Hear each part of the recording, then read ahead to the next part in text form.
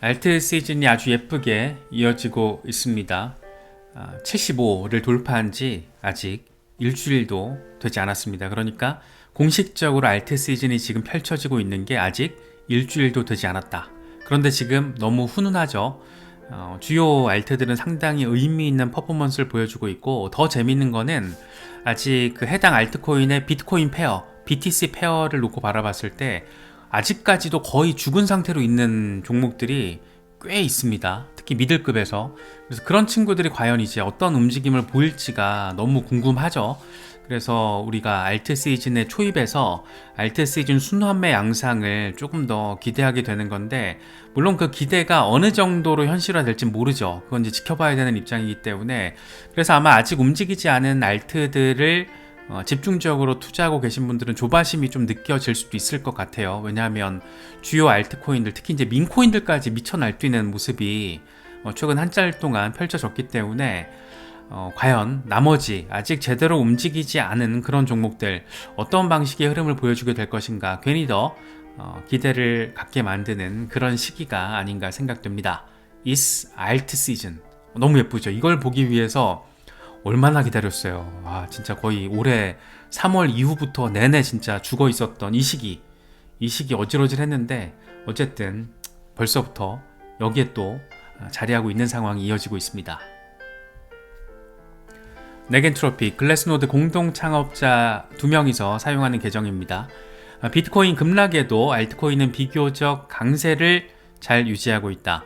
특히 스위스 블록 비트코인 알트코인 사이클 지표가 지금 100에 도달했다. 이건 알트코인 시즌이 본격적으로 시작됐다는 것을 보여준다.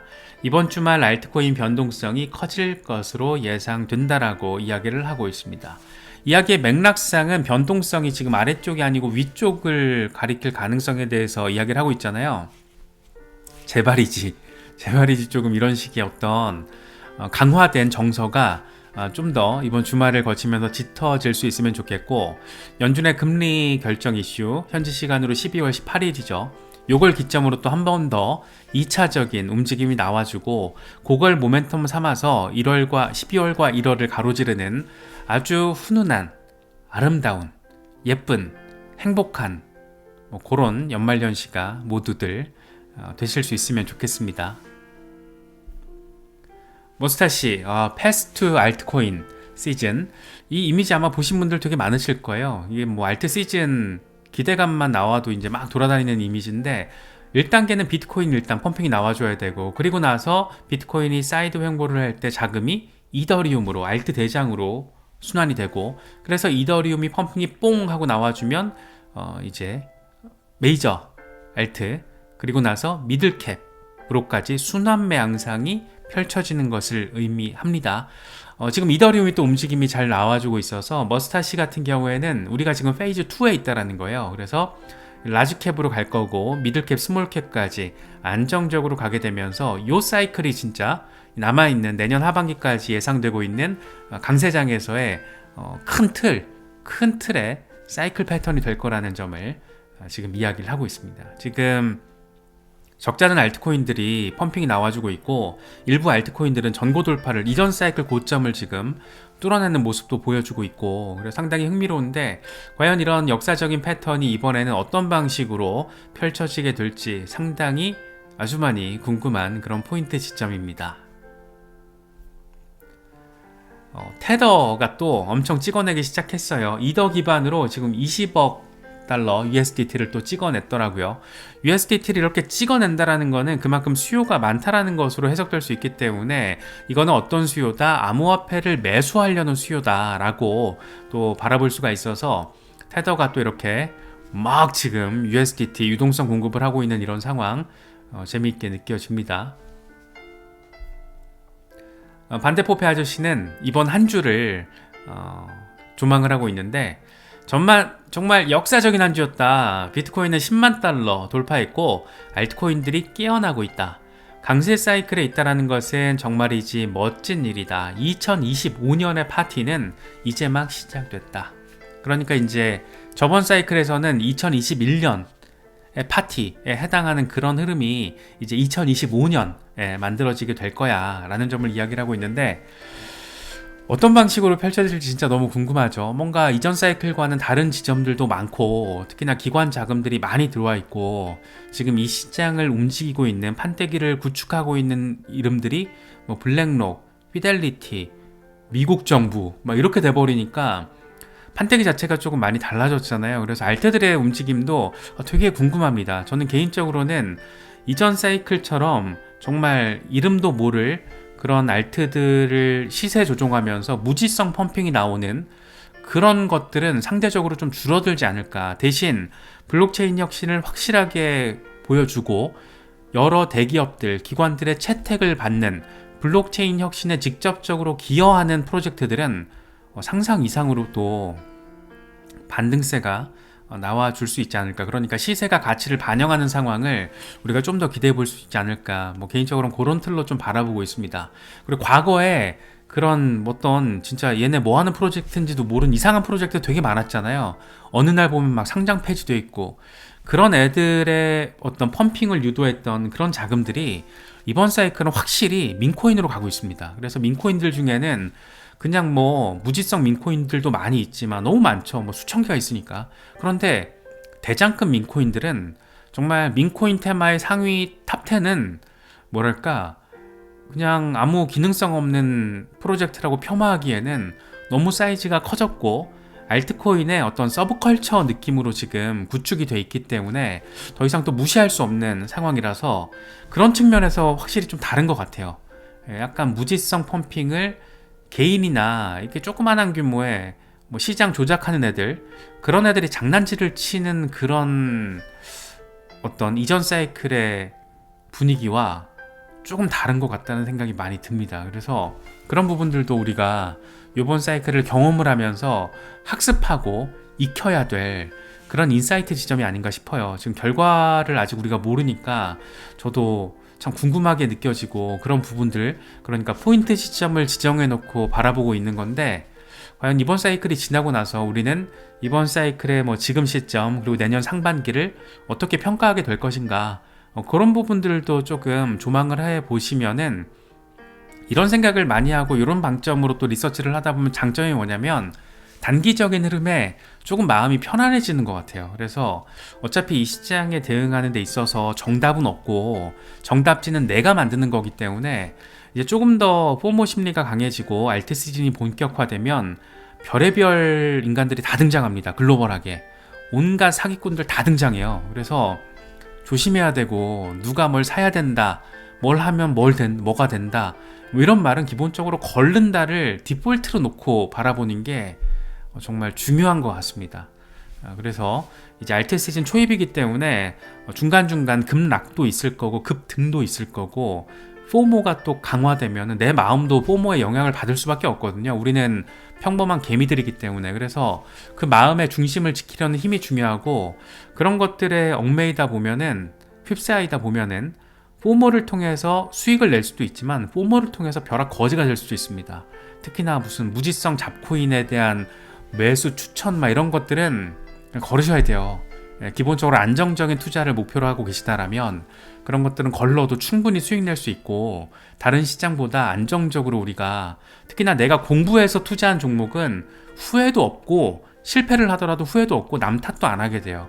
그러다 보면 기회가 또 오고, 그래서 그런 어떤 선순환의 사이클을 만들어가기 지금 되게 좋은 시기니까 그런 점들로 좀 건강하게 우리가 함께 조금 투자자의 스탠스를 견지할 수 있으면 좋겠다, 그런 생각이 또 좀 듭니다.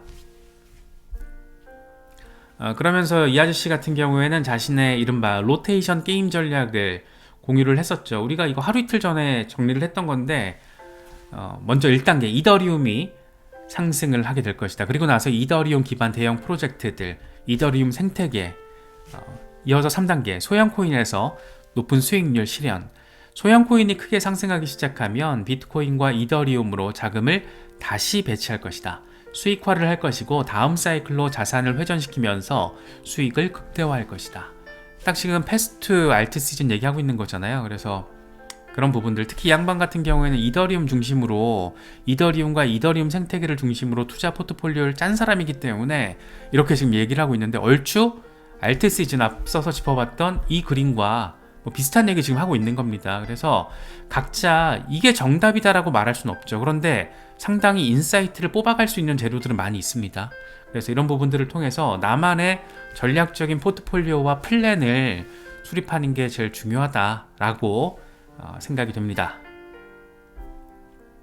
이더리움이 진짜 움직임이 좋아요. 4,000달러를 일시 돌파해주는 강력한 모멘텀이 나와줬고, 이더리움 일단 한번 움직이면 정신없이 움직이는 게 또 이더리움이기 때문에 이더리움이 이번에는 또 어느 정도로 한번 이렇게 또 악셀을 밟게 될지 상당히 궁금한 그런 지점입니다.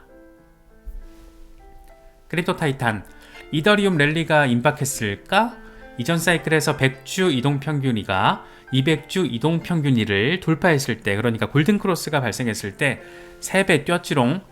지금 골든크로스가 펼쳐지고 있는데 앞으로 10주 동안 랠리가 촉발될 가능성이 있다. 과거에 이게 지금 주간 차트니까 바가 10개면은 10주 동안 빵 하고 올라섰는데 이번에도 10주 동안 빵 하고 비슷한 흐름 나와주지 않을까라는 얘기를 하고 있습니다. XRP가 또 살짝 다지기를 하더니 또 이렇게 고개를 쳐 들었습니다. XRP가 이런 고개를 쳐 들 때마다 너무너무 반갑게 느껴지는 것은 꼭 기분 탓만은 아닌 것 같습니다.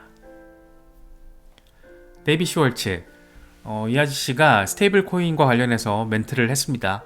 올해 안에 리플의 스테이블 코인 RLUSD를 출시한다라는 목표에는 변함이 없다. 하지만 공휴일 등으로 인해서 확신할 수는 없는 상황이다. 이렇게 올해 안에 출시가 되지 않을 가능성에 대해서 문을 살짝 열었죠.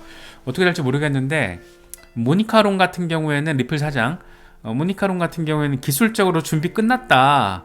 뉴욕 금융규제당국의 승인만을 기다리고 있다. 이렇게 얘기를 했었는데 정작 기술 책임자인 슈월츠 아저씨는 약간 좀 더 걸릴 수도 있는데?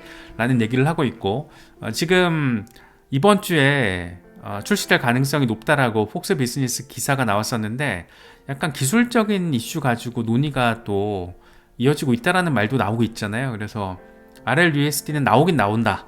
그래서 그 기대감이 지금 XRP 시세를 받쳐주고 있다. 뭐 이렇게도 우리가 바라볼 수 있는 상황입니다. 분석가 차팅가인 재밌는 얘기 하는데 거래소별 XRP의 올타임 하이 평균은 3.33달러다. 이게 지금 코인마켓캡은 3.8달러로 돼 있고 거래소별로 좀 차이가 있잖아요. 싹 다 평균 내보니까 3.33달러. 그래서 내 생각에 XRP의 올타임 하이는 3달러에서 3.16달러 정도가 되지 않을까 싶다. 따라서 3.3달러를 넘기면 올타임 하이라고도 부를 수 있겠지만 일부는 3.85달러, 여길 코인마켓캡 기준으로 여길 기준으로 기다릴 수도 있다. 어쨌든 3달러 이상이 되면 4에서 5달러 영역으로 빠르게 실행이 될 것이다 라고 이야기를 하고 있습니다. 아마 3달러 정도까지 터치를 딱 해주면은 그때 이제 차익 실현 매물이 많이 나올 거예요. 그래서 여기서 또 한번 저항이 나오면서 사이드웨이 뭐 지금의 흐름 정도가 좀 나오다가 다시 이제 뿅 하고 가는 그런 모습을 우리는 기대하고 있는 거잖아요. 그래서 XRP가 언제 벌써 이런 얘기를 합니다. 막 3달러 이런 게 사실 3달러는 지금 가시권이고 4에서 5달러 가면 이제 와 싶은 상황이 되는 건데 네, 아무튼 뭐 기대되는 얘기를 이 양반은 하고 있습니다. XRP 월간 차트 이번 사이클을 통해서 40달러 가능성 얘기를 하고 있는데 저는 이번 사이클 지금 연말연시 40달러 불가능하죠. 이건 너무 큰 숫자고 뭐 40달러 50달러 이렇게 큰 숫자는 비트코인이 뭐 더 의미 있는 숫자로 시총이 형성됐을 때 XRP가 따라가는 어떤 그런 숫자가 되지 않을까 생각을 하고 있습니다. 이번 사이클에서 한 6에서 10달러 정도만 딱 바라볼 수만 있어도 너무 좋을 것 같죠. 너무 좋을 것 같은데 또 모르니까 이 세상이 또 어떻게 흘러갈지 모르고 제롬 파월 입에서 비트코인이 디지털 금이다라는 얘기가 나올 줄 누가 알았겠어요. 근데 트럼프가 당선되니까 저런 얘기가 나오잖아요. 그러니까 또 모르죠. 또 뭐 연준에 대놓고 또 우리의 백본 시스템은 XRP 레저가 일부 차지하고 있다 막 이런 식으로 얘기해주면 또 막 난리 나는 거니까 모르죠. 뭐 모르겠지만 확실히 지금의 어떤 흐름은 중장기적인 관점에서 바라봤을 때 월간 차트를 통해서 바라봤을 때 엄청 섹시하다. 이건 맞습니다. 이 탑의 범위가 어디가 될지 모르지만 지금 뭔가 훈훈한 구간에 우리가 와 있는 거 분명하다. 이 정도로 바라볼 수 있지 않나 생각됩니다. 재미니 거래소가 재미있는 얘기를 해요. 리플이 테더를 제치고 3위 암호화폐에 등극했다. 리플은 시총 1,400억 달러를 돌파하면서 솔라나 시총도 넘어섰다. RLUSD 승인 전망이 모멘텀 강화를 하고 있고, 분석가들은 게리 겐슬러가 떠나게 되면 리플 소송이 해결되는 것으로 이어져서 리플의 성장에 있어서 길이 열릴 것으로 전망하고 있다. 상당히 담백한데 굳이 제미니가 XRP를 딱 떼서 이런 얘기를 하고 있다는 게 조금 더 재밌게 느껴지고 생각할 거리를 안겨주는 부분이 아닌가 싶기도 합니다. 블랙스완 캐피탈리스트, 리플은 디지털 자산 가운데 유일하게 SEC와 치열한 법적 분쟁 끝에 증권이 아니라는 판결을 받은 자산이다. 이건 글로벌 금융기관이 채택하고 있는 규제 명확성과 견고한 기반에 대해서 많은 것을 말해준다. 그렇죠. 소송만 딱 마무리가 되면, 그러니까 이제 마무리될 가능성이 지금 상당히 높잖아요. 거기다가 백악관 크립토 차르와 신임 SEC 위원장 지명자의 어떤 성향을 보면 금방 정리가 될 것 같은 그런 생각도 많이 드는데, 그렇게 되면 유일하게 법적 명확성을 가진 자산이 되니까 과연 리플의 앞날은 중장기적으로 봤을 때, 지금까지 한 달 동안의 퍼포먼스도 어마어마했지만 중간중간 급락도 나오고 어느 정도 급등도 나오고 이런 상황에서도 블록체인 혁신의 관점에서 조금 더 의미 있는 핵심 역할을 해주게 되지 않을까, 그런 생각도 많이 드는 것 같습니다. 에스트론, 도찌코인 얘기 많이 해요. 도찌 홀더들은 다시금 보상을 받게 될 것이다. 포물선형 랠리가 다가오고 있다.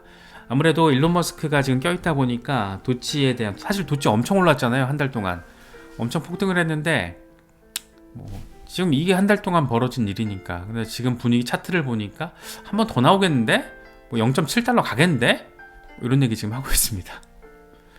도찌 코인, 민코인 대장으로서의 도찌, 일론 머스크, 트럼프 행정부, 과연 어떻게 될까? 여러 가지 생각이 또 드는 것 같아요.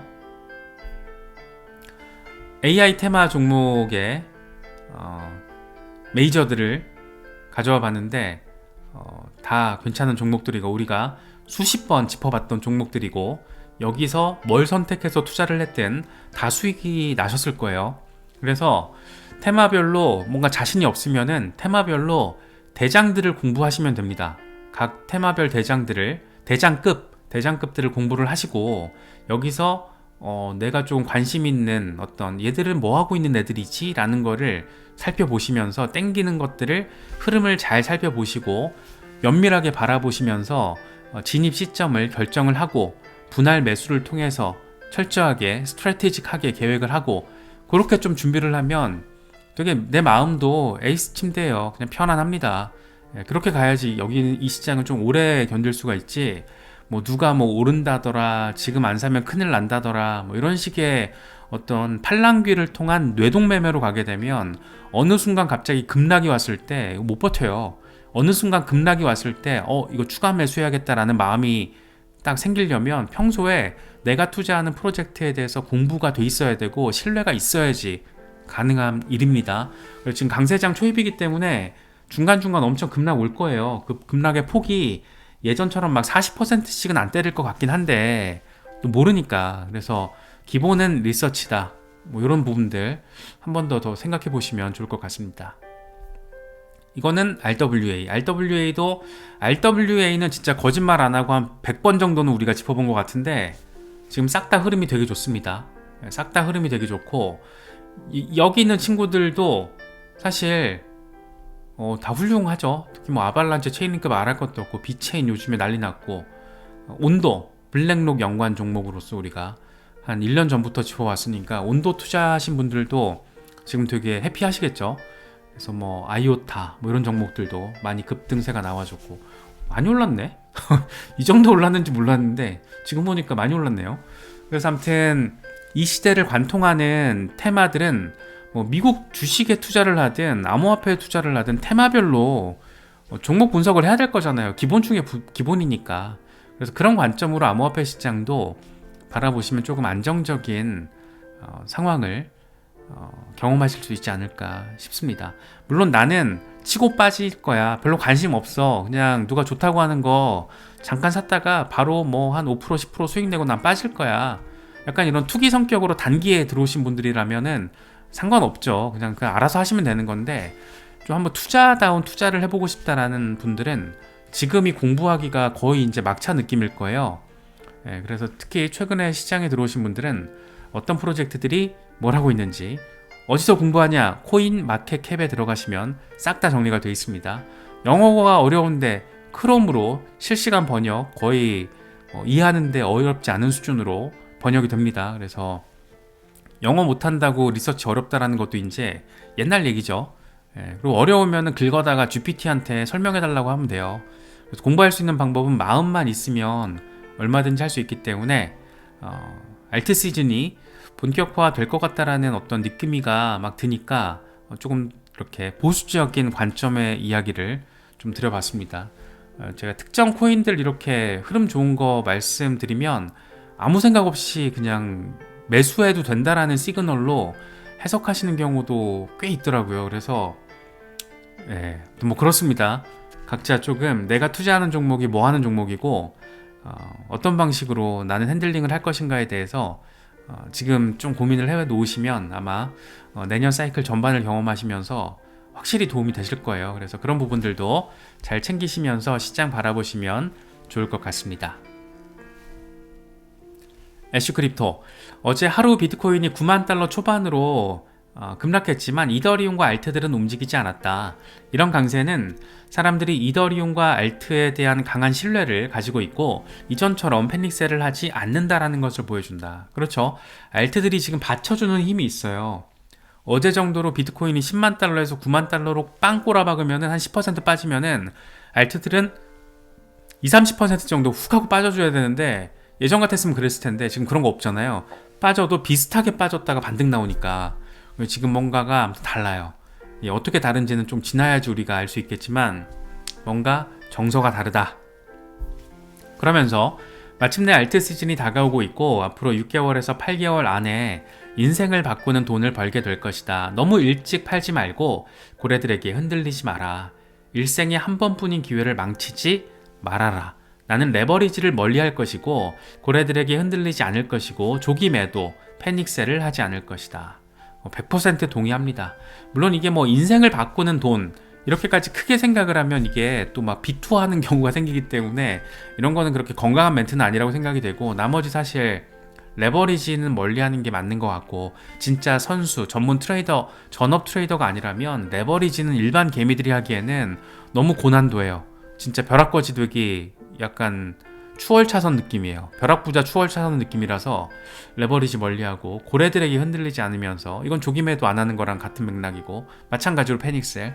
그래서 사실 저도 뭐 조기매도하고 좀 아쉬운 느낌을 느끼는 경우가 많잖아요. 그런데 뭐 종목들 워낙 많고 탄탄한 애들 많으니까, 그래서 이런 멘트들도 곱씹어 보시면서 나의 지금 전략, 나는 어떤 상황인가, 나는 어떤 마음을 가지고 있나 생각해 보셔도 좋을 것 같습니다.